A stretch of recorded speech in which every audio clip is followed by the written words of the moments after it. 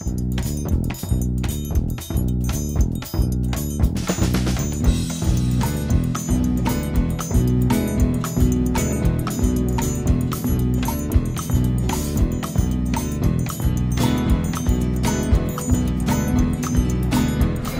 we are back with ForeverFootballShow.com.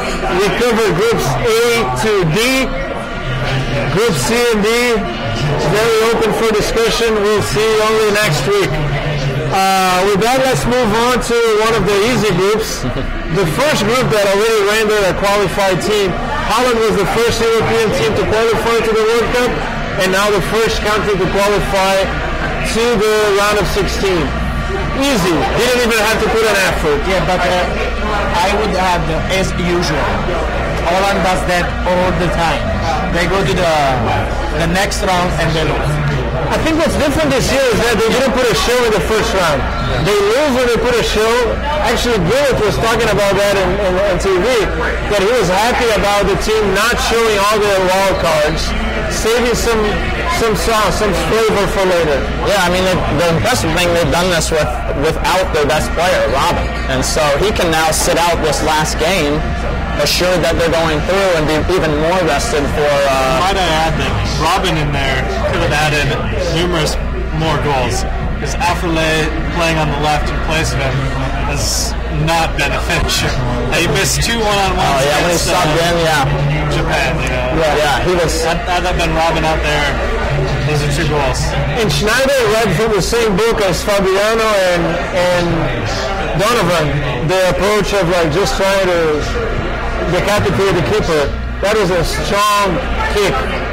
Beautiful goal from Schneider. Yeah, but I'm sorry for Japan because they are playing very well, and it would be interesting to see the last match between Japan and Denmark because they deserve both to play for the second spot. Yet Cameroon was really bad all the time. Yeah, but we knew that. We were talking about the entire Cameroon-Denmark game was awful. Both Argentina and Holland had the easiest group, so I think we had agreed about that, right? Yeah. And those are the only 2 countries with 6 points. Actually, Brazil as well. And Brazil is in the group of death. I don't know. In my opinion, it was the worst group. When I saw the group, I said Brazil is in the worst one. But Holland and Argentina had easy rides, and Holland is confirming that. What's going to be so Cameroon is the same as Holland is the first in, Cameroon is the first out. Disappointing, Eto'o playing badly. What's the deal there? I wouldn't pin it on Eto'o. I mean, Cameroon had a lot of troubles in their defense.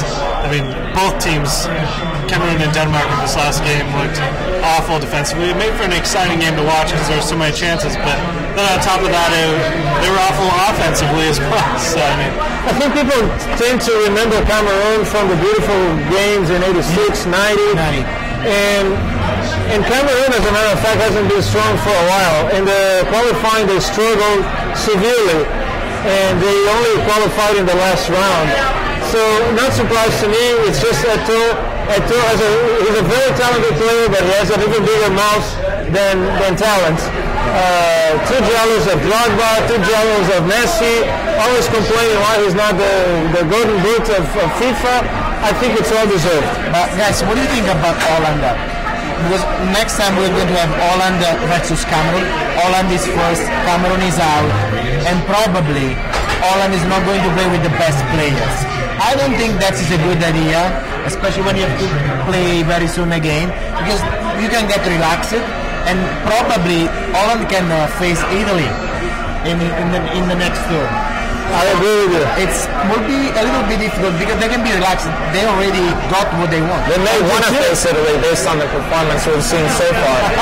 So maybe they will send their second squad out there. Yeah, but I don't know if it's a good idea. I don't like that idea. Argentina's doing the same, and I remember in the last World Cup, Brazil did that in the last game. And it only created problems because players who needed to gain rhythm didn't gain. And the coach actually started to have more doubts because some players came out of the bench to play better than the first one. Also because you don't have pressure. And so they play very well just because you don't have pressure. You just created more trouble than anything. It's just one game. I'd prefer to be in the space they are, able to rest some players. Yeah, it's a good problem. I'm not too concerned about it. I think just on this group, though, I think Japan is going to get out. I think they're going to beat Denmark, and I think I agree with you. They've been playing very well. They're part of this Asian contingent that's very strong. And with the tie guy, but I guess with the tie, Denmark is doing or Japan? Well, they would be 4-4, right? Yeah, but I guess Denmark scored 1 goal more. Denmark in the Cameroon game, correct? 2-1 in Cameroon. So Japan has to win. Japan has to win. If you don't want to go, But Denmark got 2 from Holland. Japan actually has the goal differential advantage. okay. They do. So they can play also for the tie. Japan. Correct. Okay, good. So Japan has some advantage. So pressure's on Denmark then, yeah. Pressure's on Denmark. And now, of course, the other group that also became surprisingly tough, and we have our specialist in Italian matters here. What the hell happened? You know, guys, I told you what's going to happen to Italy. When we won a World Cup, the next one we go really relaxed. There is no pressure also in Italy. I was reading in the newspaper online, and they don't care. So we won the World Cup 4 years ago, and honestly we don't have a good team. Paraguay is playing very well. But if you look at the group, we can pass also with a tie, which is incredible. Because I guess Paraguay is going to beat New Zealand. New Zealand is a poor team, and Italy is going to play with Slovakia, and also a tie for us can be good. And I think Paraguay will do well. I think Paraguay will be in the 8 actually at this point. They always played very strong defense, and this time around they can score goals as well. I will say something else about Italy. Italy is not playing well because we don't have good forwards, but we have a good midfield this year, and we, our goalkeeper didn't do any saves so far.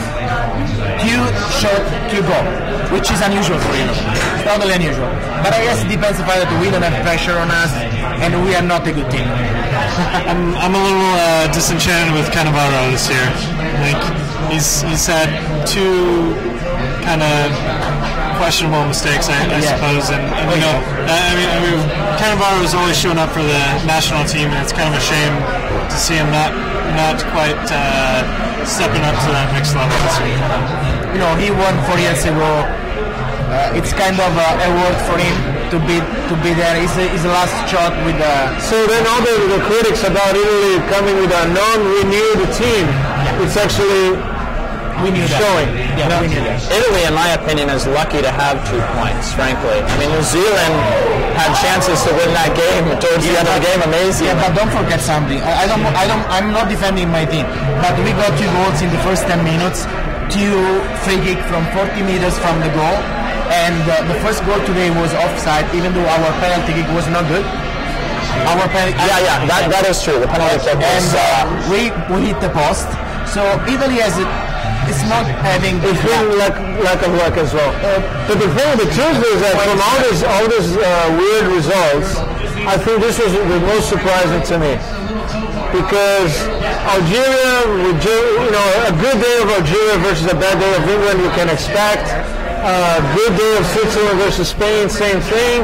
Mexico and France, all in that same bucket. But New Zealand, even in their best day, cannot tie with Italy. But they don't even have a professional league. But we played the friendly game versus New Zealand, and we won 4-3. So maybe I was thinking today that if we play with the New Zealand rugby with the All Blacks, there's no way that we can tie with them. We still have too strong. That is true. Today they made it, and they deserve to tie. Even though I think it depends on Italy. Italy is just not a good team this year. Stop. Nothing to say.